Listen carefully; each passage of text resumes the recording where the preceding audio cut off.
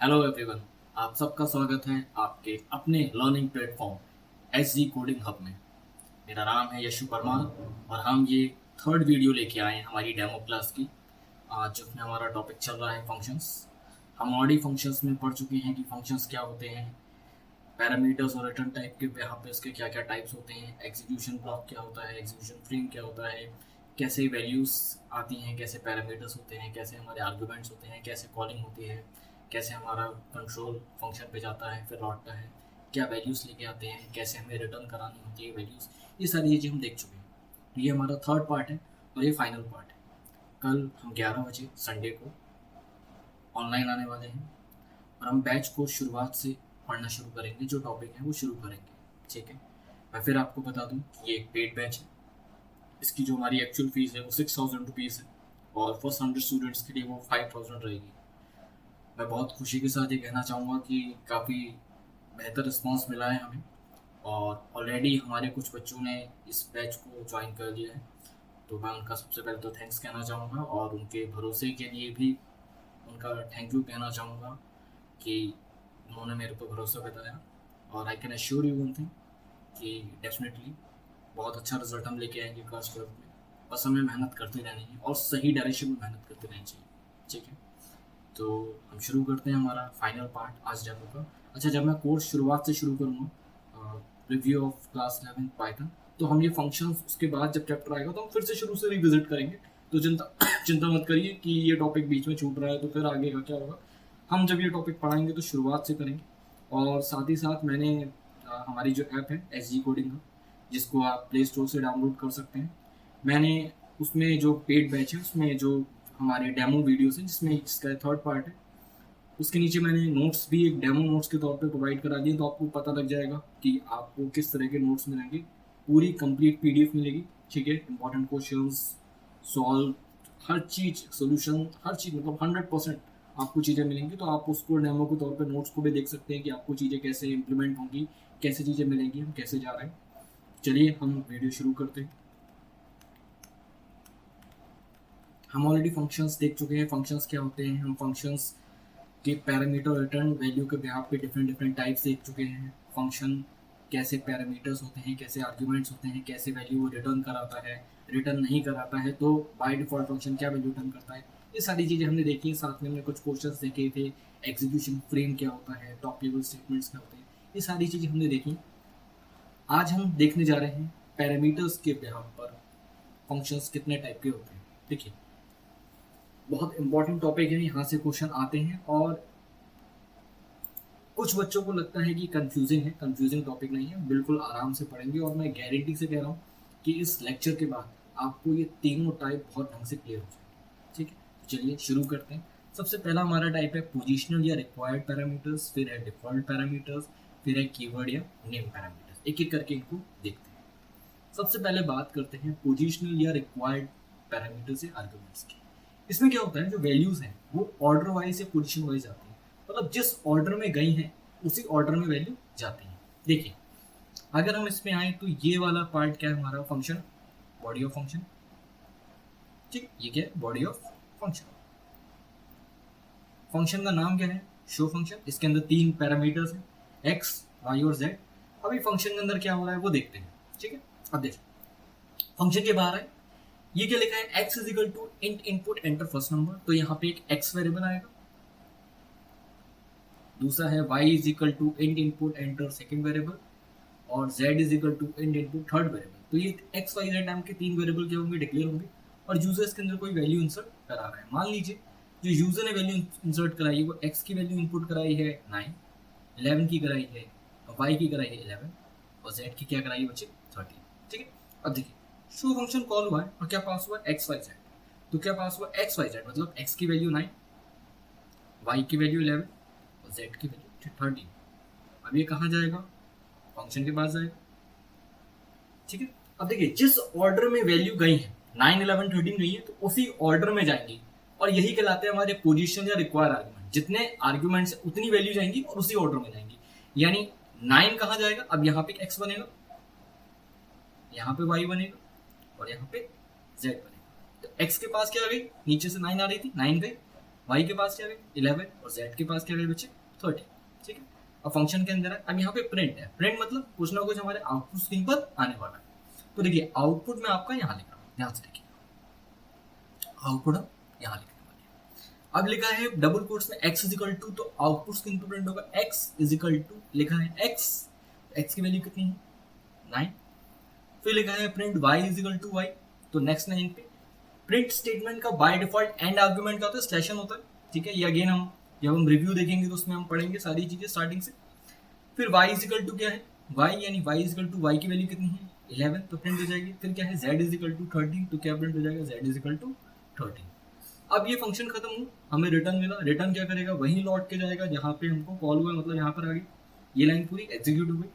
अब एक चीज और यहाँ पर होगी, जैसे ही हम वापस आएंगे तो ये जो वेरिएबल्स हैं ये क्या हो जाएंगे डिस्ट्रॉय हो जाएंगे, ये मेमोरी में नहीं रहेंगे। क्यों नहीं रहेंगे, कैसे रहेंगे, ये हम आगे देखेंगे जब हम लोकल और ग्लोबल वेरिएबल्स पढ़ेंगे, ठीक है। बाहर आएंगे, अब ये लाइन एग्जीक्यूट हुई। अब दूसरी फंक्शन कॉल हुआ 2xy, क्या पास हुआ है 2x और y x की वैल्यू कितनी है 9 और y की वैल्यू कितनी है बच्चे 13, x की वैल्यू कितनी है 9 और y की वैल्यू कितनी 13, यानी यहाँ पास हुआ है 2, 9 और 11। अब सेम फिर दोबारा ऊपर जाएंगे, फिर कहाँ जाएंगे, फिर ऊपर जाएंगे, अगेन x नाम का ब्लॉक बनेगा, y नाम का ब्लॉक बनेगा और z नाम का ब्लॉक बनेगा, ठीक है बच्चे। अब क्या पास हुआ है 2, 9, 11, तो x के पास क्या जाएगा 2, जिस ऑर्डर में वैल्यू गई है उसमें y की वैल्यू x दूसरी y में क्या जाएगा 9, तो इधर वाली x की वैल्यू वो जाएगी क्योंकि वो दूसरे नंबर पे थी, ठीक है। जिस ऑर्डर में गई है उसी ऑर्डर में जाएगी, जिस पोजीशन में गई है उसी पोजीशन में जाएगी, इसलिए उनको क्या बोलते हैं पोजीशन या रिक्वायर्ड आर्गुमेंट्स। और बच्चे y 11 कहाँ, तो z के पास क्या जाएगा 11, ठीक है। तो बेटा 2, 9, 11 गई थी, तो x के पास क्या गई हमारी 2, y के पास क्या गई 9 और z के पास क्या गई 11, ठीक। अब नीचे है फिर प्रिंट हुआ x इजिकल टू x, तो प्रिंट क्या होगा x इजिकल टू 2, फिर लिखा है y इजिकल टू, तो y की वैल्यू कितनी है मेरे बच्चे 9 और z की वैल्यू कितनी है 11 बच्चे, ठीक है। अच्छा फंक्शन फिर खत्म हुआ, लौट के फिर वहीं आया जहां से कॉल हुआ था। अब ये फंक्शन कॉल हुआ, इसमें क्या पास हुआ 2, 4, 7, जैसे ही बाहर आया था तो ये ब्लॉक्स भी क्या हो जाएंगे डिस्ट्रॉय हो जाएंगे, ठीक है। अब फिर ऊपर गए एक्स वाई जेड बना, एक्स का ब्लॉक बच्चे, वाई का ब्लॉक और जेड का ब्लॉक, क्या पास हुआ है 2, 4, 7, ठीक है। तो बच्चे x के पास क्या गया 2, y के पास क्या गया 4, z के पास क्या गया बच्चे 7, x के पास क्या गया 2, y के पास क्या गया 4, z के पास क्या गया 7। प्रिंट अब नीचे है, प्रिंट हुआ x इजिकल टू, तो क्या होगा x इजिकल टू, x की वैल्यू कितनी है मेरे बच्चे 2, y की वैल्यू कितनी है बच्चे 4 और z की वैल्यू कितनी है बच्चे 7। फिर रिटर्न हुआ, लौट के कहाँ है वहीं है जहां से कॉल हो, मतलब यहाँ पर आ गया लौट के, प्रोग्राम खत्म, सब कुछ खत्म, ये मेरा क्या होगा आउटपुट जनरेट हो चुका है, ठीक है बच्चे। तो ये था हमारा पोजीशन रिक्वायर, मतलब जितनी ऊपर पैरामीटर्स होंगे उतने ही आर्ग्यूमेंट पास होंगे, प्लस जिस ऑर्डर में आर्ग्यूमेंट पास हुए हैं उसी ऑर्डर में उस पैरामीटर वैल्यू क्या होंगी स्टोर होंगी, ठीक। तो ये क्या थे हमारे पोजीशनल या रिक्वायर्ड आर्ग्यूमेंट्स। अब हम करने जा रहे हैं डिफॉल्ट आर्ग्यूमेंट्स, क्या पढ़ने जा रहे हैं डिफॉल्ट आर्ग्यूमेंट्स, इंपॉर्टेंट है, ठीक है। अब देखिए डिफॉल्ट आर्गुमेंट्स में क्या होता है, यहाँ पर कुछ पैरामीटर्स की डिफॉल्ट वैल्यू होती है, ठीक है। अगर हम कॉलिंग के टाइम पे उस पैरामीटर की कोई वैल्यू पास करते हैं, अगर कॉलिंग के टाइम पे उस पैरामीटर की वैल्यू कोई पास होती है, ठीक है, तो मेरे बच्चे वो जो यूजर से आ रही वो वैल्यूज होगी। अगर नहीं पास होती है तो बाय डिफॉल्ट जो वैल्यू है वो यूज हो जाएगी। देखते अभी टेंशन मत लीजिए, अभी देखते हैं, ठीक है। देखिए अब ये फंक्शन है df, एक ऐसा ही नाम से फंक्शन है, ठीक है, इसको इग्नोर किया, याद नीचे आए एक pn rt और tm नाम से 3 वेरिएबल ये देख ले रहे हैं बच्चे, pn rt और tm, ठीक है बच्चे। अच्छा int input enter principal amount, तो यूजर से प्रिंसिपल अमाउंट मांगा गया, मान लीजिए यूजर ने क्या इनपुट कराया 1000, क्या कराया 1000।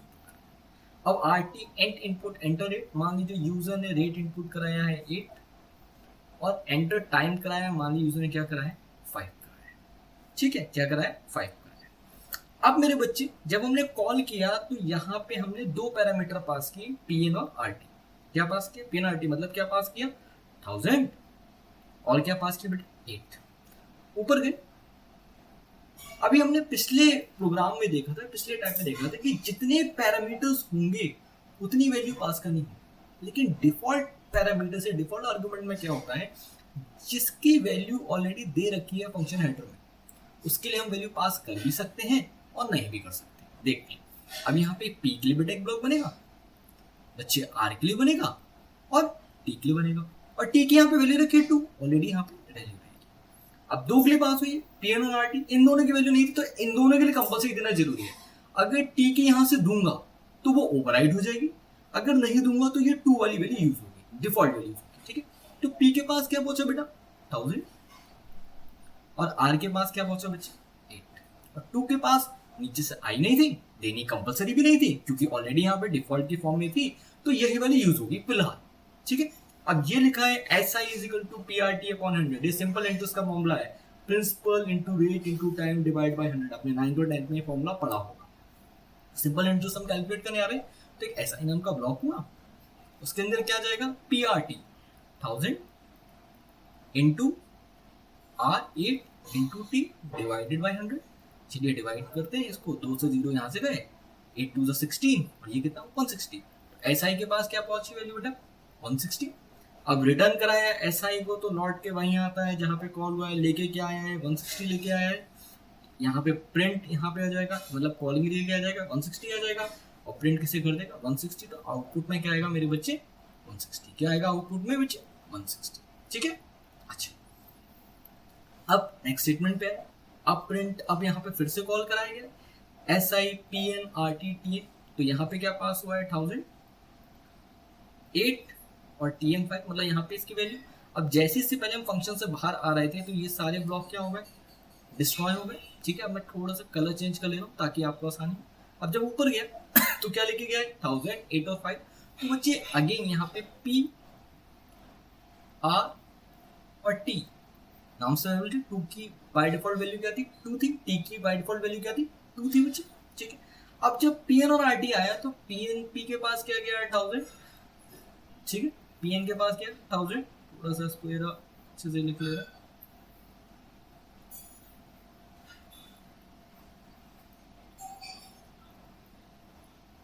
पी के पास क्या गया 1000, आर के पास आर टी की वैल्यू भी, मतलब आर के पास क्या गया 8, और अब टीएम की वैल्यू भी, टी की वैल्यू भी नीचे से आ रही थी 5, तो उसने क्या करा बच्चे इसको ओवरराइड कर दिया, मतलब वो डिफॉल्ट वैल्यू भी यूज हमारी यूजर वाली वैल्यू, ठीक है। अगर नहीं पास करेंगे तो वो डिफॉल्ट वाली वैल्यू होगी, और अगर नीचे से आ रही होगी फंक्शन कॉल स्टेटमेंट से कोई वैल्यू आ रही होगी तो उसको ओवरराइड कर देंगे, मतलब वो वाली वैल्यू।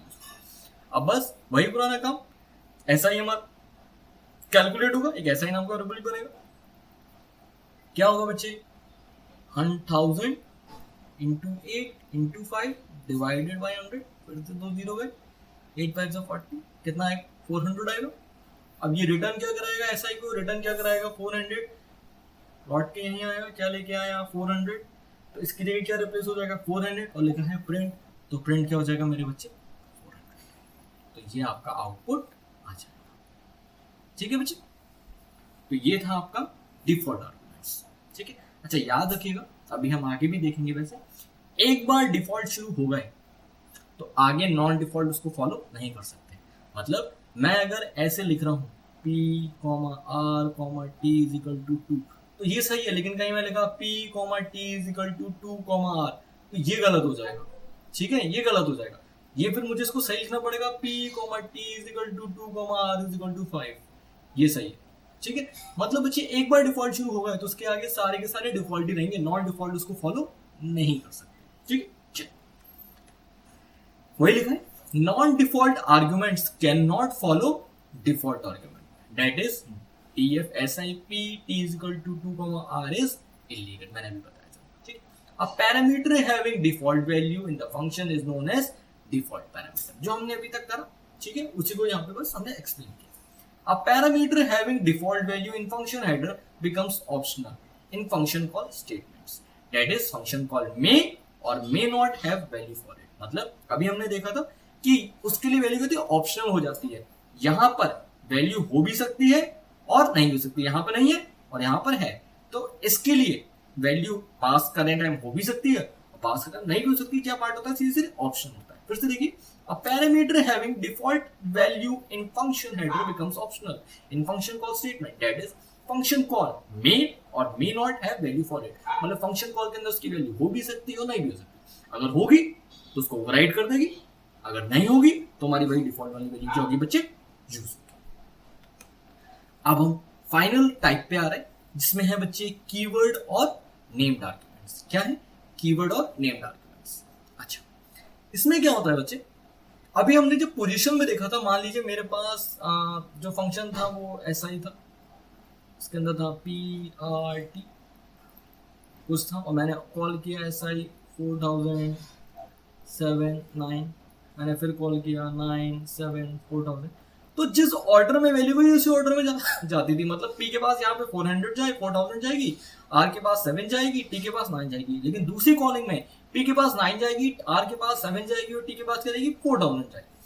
लेकिन हम कीवर्ड और नेम आर्गुमेंट से ये क्या कर सकते हैं, हम ये कर सकते हैं कि बच्चे मैं जिस वेरिएबल में भेजना चाह रहा हूँ उसी वेरिएबल में जाएगी, किसी और में नहीं जाएगी, चाहे मैं ऑर्डर आगे पीछे करूँ। जैसे अगर मैं कॉलिंग की बात करूँ, अब इसी फंक्शन की अगर मैं कॉलिंग करूंगा, मैं लिखा P = 1000, R = 10, T = 2। अब बच्चे मैंने नेमिंग दे दी कॉलिंग के टाइम, बेसिक कॉलिंग स्टेटमेंट है, ठीक है, कितने कॉलिंग स्टेटमेंट्स है सेम फंक्शन के लिए, कॉलिंग स्टेटमेंट्स है, ठीक है बच्चे, इसी फंक्शन की। अब बच्चे P = 10,000 हो तो P इसके पास जाएगी, R = 10, T R के पास जाएगा और T इसके पास जाएगा। नेक्स्ट वाली फंक्शन कॉल में देखिए मैंने वेरिएबल के ऑर्डर चेंज कर दिया लेकिन नाम वही रखा है, T के पास 5 है, तो अब ये वाली बच्चे जो T वाली वैल्यू 5 है ना, ये इसी T के पास जाएगी, और R 6 है ना तो R सेकंड वाले के पास जाएगी, और P 15,000 तो P इसके पास जाएगी। मतलब अब क्योंकि मैंने नेमिंग दे दी है, स्पेसिफाई कर दी मैंने नेम और सेम नेम कर दिए, तो क्या होगा मेरे बच्चे, ये उसी के पास जाएगी। तो this way of specifying names for the values being passed in function call is known as keyword arguments. In other words, keyword arguments are the named argument with assigned value being passed in function call statement. जिसका नाम दूंगा उसी नाम में values जाएंगी, चाहे मैं order आगे पीछे कर दूं उसका कोई फर्क नहीं पड़ेगा। जिस वेरिएबल का नाम होगा, अगर मैं फर्स्ट पे कर रहा हूं और वो थर्ड पे शो रहा है तो वो थर्ड पे ही जाएगा। ऐसा कुछ नहीं है कि फर्स्ट का फर्स्ट पे जाएगा। फर्स्ट का फर्स्ट पे किस पे जाता था, पोजिशनल या रिक्वायर्ड आर्गुमेंट्स। ठीक है बच्चे, ये हमारे 3 टाइप थे। अच्छा, कल ऑलरेडी हम ये पढ़ चुके हैं, if a function does not return a value it is known as void function, they return legal empty value of Python that is None. तो आपसे कई बार वाइवा में पूछा जा सकता है कि वॉइड फंक्शन कौन से होते हैं। तो वॉइड फंक्शन मेरे बच्चे वो फंक्शन होता है जो कोई भी वैल्यू रिटर्न नहीं करता मैनुअली, मतलब हम रिटर्न नहीं करते, तो उस केस में वो क्या रिटर्न करता है, नन रिटर्न करता है। ठीक है बच्चे। अच्छा, अब हम जनरली और प्रोग्रामिंग लैंग्वेजेस की बात करूं तो हम और प्रोग्राम जैसे सी हो गई, C++ हो गई, जावा हो गई, तो बच्चे उसमें हम एक समय पर फंक्शन से एक ही वैल्यू रिटर्न कर सकते थे, मतलब एक समय पर एक फंक्शन से एक ही वैल्यू रिटर्न कर सकते थे। लेकिन पाइथन ने हमारे इस लिमिटेशन को दूर किया और पाइथन में हम एक टाइम पर एक से ज्यादा वैल्यू क्या कर सकते हैं बच्चे, रिटर्न कर सकते हैं। ठीक है, अब ये फंक्शन है हमारा, ठीक है। अब ये एक ए वेरिएबल है, एक बी वेरिएबल है, ए की वैल्यू इनपुट कराई यूजर ने, बी की वैल्यू इनपुट कराई। मान लीजिए ए की वैल्यू इनपुट कराई है 6, बी की वैल्यू इनपुट कराई है बच्चे 5। ठीक है, अब कैलसी नाम का फंक्शन कॉल है, इसके अंदर क्या पास हुआ है, ए और बी, मतलब क्या पास हुआ है 6 और 5। तो बच्चे यहां से यहां जाएगा, कैलसी के पास एक्स के पास क्या पहुंचा 6 और वाई के पास क्या पहुंचा 5। अब रिटर्न हुआ है x+5, x+5 मतलब 6+5 मतलब 11, कॉमा x - 5 मतलब 6 - 5 यानी 1, 6 × 5 यानी 30 और 6 डिवाइडेड बाय 5 यानी अगर 6 को हम 5 से डिवाइड करेंगे तो 1.2 आएगा। ठीक है, देख लीजिए 1.2 आएगा। ठीक है बच्चे, अब ये वैल्यू आ जाएगी हमारी। अब हमने 4 वैल्यू रिटर्न करी, मतलब एक साथ एक से ज्यादा वैल्यू रिटर्न करी, क्योंकि 4 वैल्यूज यहाँ लेकर आ रहा है इसलिए इसको स्टोर करने के मेरे पास 4 वेरिएबल होने चाहिए। जिस ऑर्डर में आएंगे अगेन उसी ऑर्डर में स्टोर होंगे। यानी मेरे पास एक वेरिएबल ऐड है, एक वेरिएबल मल है, सॉरी एक वेरिएबल मेरा उससे पहले, एक वेरिएबल उससे पहले मेरा सब है, उसके बाद मल्टीप्लाई के लिए मल है और डिवीजन के लिए डिव है। ठीक है, तो ऐड के पास क्या जाएगा 11 उसी ऑर्डर में। ठीक है, ये लेफ्ट टू राइट है, लेफ्ट टू राइट जाएगा, ठीक है। सबके पास क्या पहुंचेगा 1, मल्टीप्लाई के पास क्या पहुंचेगा 30 और डिवाइड के पास क्या पहुंचेगा 1.2। प्रिंट कराया sum is equal to add, तो आउटपुट आएगा सम इज इक्वल टू 11। फिर लिखा है सब इज इक्वल टू 1, मल इज इक्वल टू 30 और DIB इज इक्वल टू 1.2। तो ये क्या था, ये हमारा एग्जाम्पल था कि हम यहाँ पर फंक्शन को मल्टीपल वैल्यूज की रिटर्न करने के तौर पे यूज कर सकते हैं। जनरली और प्रोग्रामिंग लैंग्वेज में ये पॉसिबल नहीं है बच्चे, ठीक है। चलो अच्छा, बहुत इंपॉर्टेंट चीज है, क्योंकि अब जो भी हमने पढ़े अपने तीनों टाइप, कौन कौन से क्या कहते हैं हमारे कीवर्ड और पोजिशनल और डिफॉल्ट, उन तीनों को मुझे अगर एक साथ करना होगा तो वो कैसे करेंगे। अब आपके मन में एक और बात आ रही है, सर आपने इस वीडियो में 2-3 बार बोल दिया बहुत इंपॉर्टेंट है, बहुत इंपॉर्टेंट है, मतलब जो भी पढ़ा रहे हैं वो इंपॉर्टेंट ही है इसमें। बिल्कुल बच्चे, ये जो टॉपिक है ना, ये बहुत ज़्यादा फंक्शन का टॉपिक बहुत ज़्यादा इंपॉर्टेंट है। यहाँ पर मैं सही बताऊँ, बहुत सारी चीज़ें छोड़ने लायक है ही नहीं, ठीक है। आपको पूरा टॉपिक पढ़ना है, क्योंकि ये आपका प्रोग्रामिंग का बहुत इंपॉर्टेंट पार्ट है।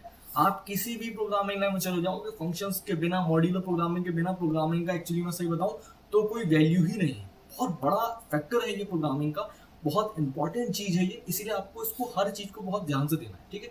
मैं फिर कह रहा हूँ, आपके पेपर में आपको यही दिखाई देगा, right a function, right a function, right a function, function function function, ठीक है। चाहे आप फाइल हैंडलिंग पढ़ रहे हैं उसमें भी फंक्शन आएंगे, उसमें भी आपको फंक्शन ही बनाने हैं, बोर्ड के पेपर में बनाने होंगे।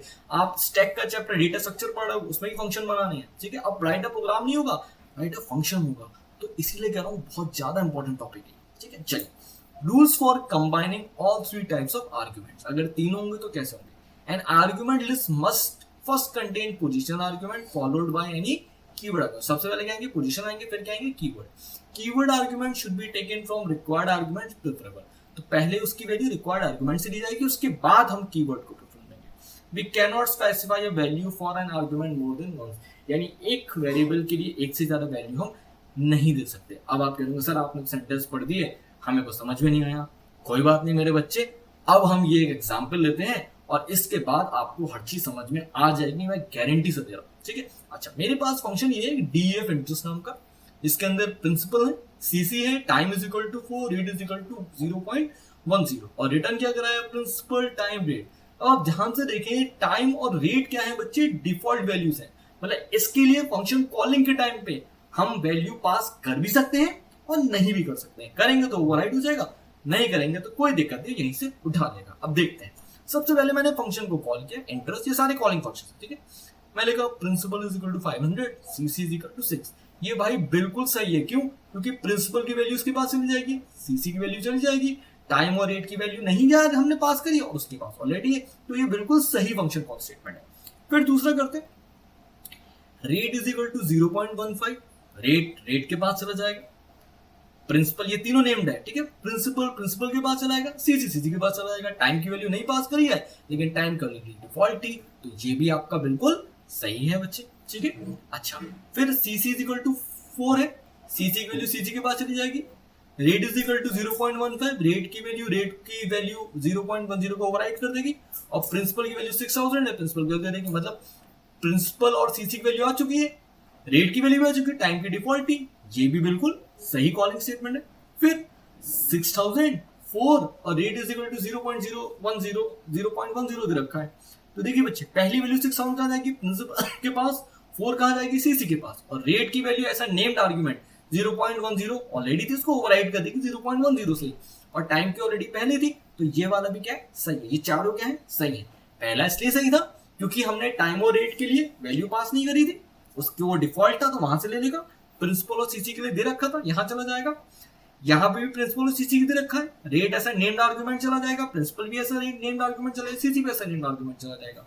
ऐसे ही हमारा इंटरेस्ट थर्ड वाले में भी है, और फोर्थ में हमारी पहली दो वैल्यू हमने क्या कर दिया, हमने पोजीशन के तौर पे दे दी, और तीसरी वैल्यू क्या दे दी हमने, कीवर्ड के तौर पे दे दी। और मैंने अभी देखिए पिछली बार बताया था कि हमेशा कीवर्ड वाले किसके बाद आएंगे, हमेशा पोजीशनल के बाद आएंगे, तो ये भी आपका सही है, ये चारों क्या सही। अब ये गलत वाले देखते हैं, तो एक बार ना ये वाला जो प्रोग्राम, ये जो फंक्शन है, इसको लिख ले रहे हैं यहाँ पे ताकि हमें कंफ्यूजन ना हो। DEF interest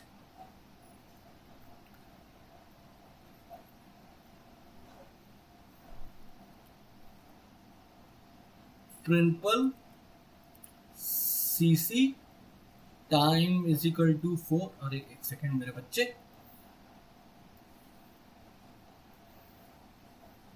time is equal to 4 और रेट इज इक्वल टू 0.10, ठीक है।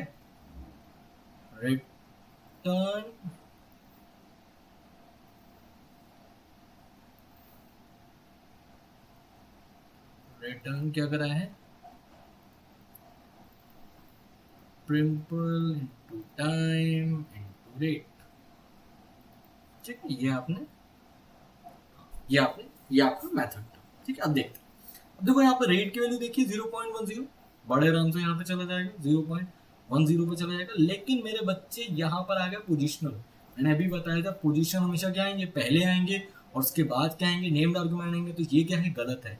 Keyword argument before position argument, ये गलत है, ठीक है। तो पहले आना चाहिए 6000, फिर 3, फिर 8 इज इक्वल टू 0.10, चल जाओ, ठीक है। अच्छा, अब यहाँ पे क्या लिखा है 6000 और यहाँ पे क्या लिखा है प्रिंसिपल इज इक्वल टू 500। अब ये भी इसके पास जाएगा, पहले ऐसा रिक्वायर्ड आर्गुमेंट, और ये वाला अब ऐसा नेम आर्गुमेंट लगाने की कोशिश करेगा। तो एक आर्ग्यूमेंट पे मल्टीपल वैल्यूज हम प्रोवाइड नहीं कर सकते। देखिए मैंने पिछला पॉइंट लिखवाया था, we can not specify a value for an argument more than once, मतलब एक आर्ग्यूमेंट के बिहाफ पर हम पैरामीटर में 2 अलग अलग वैल्यू नहीं स्टोर करवा सकते। तो ये क्या है, गलत है बच्चे, ठीक है। Multiple values provided for principal once as position argument and again ऐसा कीवर्ड आर्ग्यूमेंट, ये भी क्या है, गलत है। फिर बच्चे इंटरेस्ट 6000, प्रिंसिपल 500, सीसी 400। अब ये भैया प्रिंसिपल क्या है, प्रिंसिपल नाम का तो कोई नेम आर्गुमेंट यहाँ है ही नहीं, तो ये भी क्या है, गलत है। अब ये क्या है बच्चे 6000, time is equal to 4, rate is equal to 10, बिल्कुल सही है, गलत नहीं है। लेकिन देखो उसमें एक चीज मिस हो गई, 6000 प्रिंसिपल के पास आएगा, टाइम इसको ओवरराइड कर देगा, रेट इसको ओवरराइड कर देगा, लेकिन मेरे बच्चे सीसी के लिए तो वैल्यू आई नहीं यहाँ से, तो यहाँ पे भी क्या है, गलत हो गया। A required argument CC is missing. तो ये क्या था आपका, ये था आपके गलत सारे तरीके कॉलिंग वाले। तो ये हमारे पोजिशनल, नेम और डिफॉल्ट का क्या है बच्चे, कंबाइन करके कैसे हम यूज करने वाले हैं, ये वाली चीजें हम इसको देखा है, ठीक है। तो ये आज की आपकी क्लास में था, ठीक है। हमने इसमें क्या क्या हमने 3 दिन में कवर किया, हमने फंक्शंस लगभग आधा कवर कर लिया है। इसके बाद क्या बचा है, अगर मैं कंसेप्ट वाइज बोलूं तो मेरे बच्चे इसके बाद आपका ग्लोबल और लोकल वैल्यू बचा है, एलईजीबी रूल बचा है, ठीक है। लोकल, एनवायरमेंट, ग्लोबल और बिल्डिंग, ठीक है, ये हमारा बचा है एलईजीबी रूल और लोकल ग्लोबल, बहुत ज्यादा नहीं बचा है। आप सबको आइडिया लग गया होगा कि हम चीजें कैसे पढ़ने वाले हैं, क्या अप्रोच हमारी होने वाली है, ठीक है। मैं फिर आपसे कह रहा हूँ कि कंप्यूटर को सीरियस लेना शुरू कर दीजिए, आपके कैरियर के लिए बहुत ज़्यादा इंपॉर्टेंट है, क्योंकि आप जब जॉब में जाएंगे तो प्रैक्टिकली इन सारी चीज़ों को इम्प्लीमेंट कर रहे होंगे, and I am very serious about it, ठीक है, कि इन चीज़ों को आप इम्प्लीमेंट कर होंगे। प्लस कंप्यूटर के स्कोरिंग सब्जेक्ट है, लेकिन ये आप खुद से नहीं कर सकते हो, क्योंकि यहाँ पर क्या ना लॉजिकल थिंकिंग है, आपको चीज़ें कंसेप्ट समझना पड़ेगा और हर चीज़ आपको आप समझानी पड़ेगी, और वो कोई टीचर ही समझ सकता है, आप खुद से नहीं कर सकते। आप ये सोच रहे हो कि भैया मैं खुद से कर लूँगा, तो वो चीज़ पॉसिबल नहीं है। तो अगर आपने अच्छे से समझ ली चीज़ों को, तो मैं गारंटी से कह रहा हूँ 100 कोई बहुत बड़ी चीज़ नहीं है, मैं आपको बता रहा हूँ, ठीक। 100 कोई बहुत बड़ी चीज़ नहीं है कंप्यूटर में, अगर आप अच्छे से पढ़ के आ रहे हो, चीज़ें कर रहे हो तो आ जाते हैं, ठीक है। और 95 क्रॉस करना तो बहुत ही आराम से है, लेकिन वही है कि आपको देखिए मेहनत सही डायरेक्शन में करनी है और सही समय पे करनी है। कई बार क्या होता है, बच्चा कहता है मैं 15 दिन में पढ़ लूंगा, 20 दिन में पढ़ लूंगा, प्रैक्टिकली बच्चे ये चीज़ पॉसिबल है नहीं। तो बहुत आराम से हमें चीज़ें पढ़नी है, ठीक है, बहुत अच्छे से हमें पढ़नी है और एक एक चीज़ पढ़नी है। और दूसरी बात, कोर्स निपटाना नहीं है, कोर्स कराना है हमसे, ठीक है। इसीलिए मैं आपसे फिर कहूँगा, ठीक है, you are most welcome in the batch. मैं इतना आपको अश्योर करता हूँ कि आप डिसअपॉइंट नहीं होंगे। पेपर जब भी आप देखेंगे बोर्ड का, आपको लगेगा कि आपके ही द्वारा बनाया गया वो पेपर है, ठीक है। मैं आपसे फिर कह रहा हूँ, सिर्फ पहले 100 बच्चों के लिए ही इंट्रोडक्टरी प्राइस है 5000 रुपीज़ का।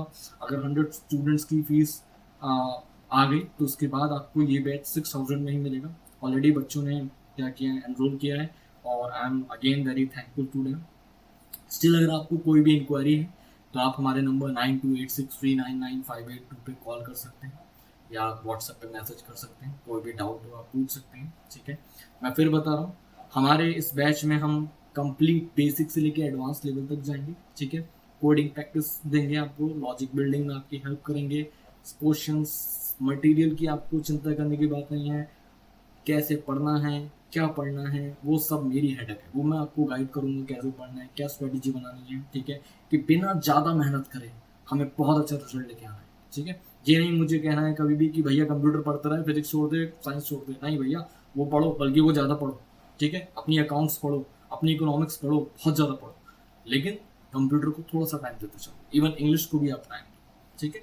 तो अच्छे से करिए। और ये हमारा फाइनल है, कल हम लाइव आएंगे 11 बजे, ठीक है। और स्टार्टिंग से कोर्स करेंगे, स्ट्रैटेजी डिस्कस करेंगे, और अगर आपके कोई भी डाउट हो आप हमें कॉल कर सकते हैं, ठीक है। हमारी ऐप SG कोडिंग हब को आप डाउनलोड कर लीजिए, मेरी रिक्वेस्ट है आपसे। उसमें आपको बहुत कुछ मिलेगा, टाइम टू टाइम चीज़ें आपको मिलती रहेंगी। और मैं फिर कह रहा हूँ, मेरा एम ना बल्कि आपका 12th क्लियर करवाना है बहुत अच्छे मार्क्स से, बल्कि आपको आपके प्रोग्रामिंग पैच या प्रोग्रामिंग बेस को बिल्कुल क्लियर करवा देना, ताकि आप कभी भी किसी इंटरव्यू में बैठे तो आप वहाँ हारे नहीं, आप लगें कि भाई हम ही हम हैं, बाकी तो किसी कुछ आता ही नहीं है। इस तरह से हमें चीज़ों को करनी है। बाकी again thank you, have a nice day. और जैसा कि मैं कहता हूँ, keep coding, keep learning, keep building and keep growing. Thank you, have a nice day. मिलते हैं हम कल लाइव क्लास में, ठीक है, ओके।